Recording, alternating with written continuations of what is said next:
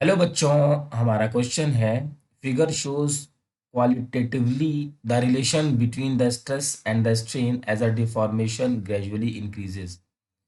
It is observed that for a substantial range of stresses, the stress-strain relation is linear, and the specimen recovers to its original dimension when load is removed. For which range during unloading the above curve will be retraced. तो बच्चों, हमारा ये stress versus strain का graph है और यहाँ से जो मान लीजिए ये ओ है, तो ओ से लेकर ए और ए से लेकर बी, बी तक जब हमारी बॉडी पहुंच रही है, मीन्स किसी भी स्ट्रिंग को मान लीजिए हमने इलोंगेट करवाया और बी तक इलोंगेट करा के छोड़ दिया, तो ये हमारा अपनी जगह पे ओरिजिनल पहुंच जाता है. इस पॉइंट को कहते हैं हम इल्ड पॉइंट.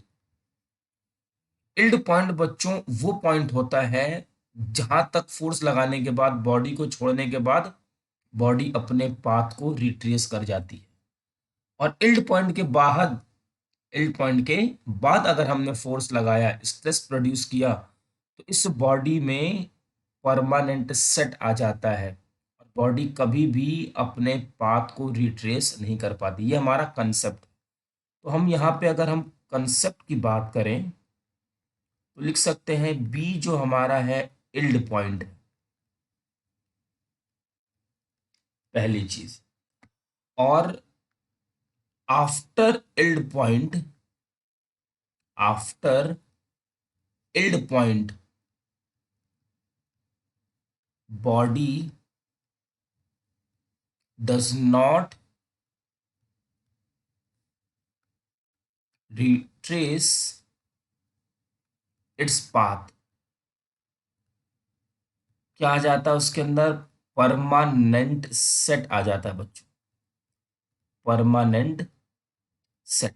ठीक है. तो हमारा क्वेश्चन कह रहा है for which range during unloading the above curve will be retrace. किस पॉइंट पे अगर हमने अपने स्ट्रेस को रिमूव कर दिया, अनलोड कर दिया, तो बॉडी अपनी पाथ को रिट्रेस करेगी. तो बच्चों ये है ओ बी. ओ ए से लेकर ये हमारा हुक्स लॉ को फॉलो करता है और ए से लेके बी तक हुक्स लॉ को फॉलो कर रहा है. और हुक्स लॉ को फॉलो करना means stress is directly proportional to strain. तो बच्चों हमारा जो आंसर होगा अप टू ओ बी तक, बी के बाद परमानेंट सेट आ जाएगा. तो हमारे इस क्वेश्चन का आंसर है 2. आई होप बच्चों कि आपको ये क्वेश्चन अच्छे से समझ में आ गया होगा. Thank you.